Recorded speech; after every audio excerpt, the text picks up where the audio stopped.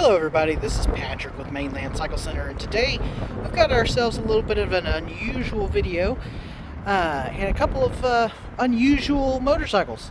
So this one here that we're looking at first, this is a normal 300 Xc-W for 2024, and you know, there was really no surprise when we got this motorcycle from KTM. Completely normal in every way that you would expect. However, the bike next to it here is a 2024 300 Xc-W Cnc. Now, when I saw this bike pop up in our computer, I thought surely there must be some kind of typo. Maybe it's the same machine, it just has a slightly different model code, and so it popped up a little different. But this bike is basically the same machine. However, halfway through production, at some point, KTM ran out of cast triple trees on their bikes. And this bike has a billet black triple tree. Now, on their website, they didn't specify that they made a different model of 300 Xc-W Cnc. They just said that, hey, we've got a 300 Xc-W. And so I thought, oh, well, maybe they just kind of did a soft update. And they kind of did. But when I go to run the VIN number through KTM's system, this bike pops up as specifically a 300 Xc-W Cnc.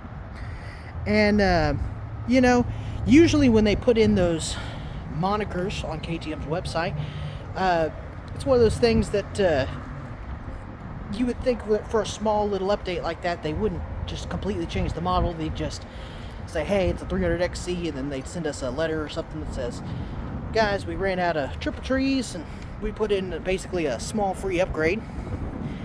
And they kind of did do that, but they didn't tell anybody. And anyway, the only way we really knew that that's what was going on was the note for the VIN.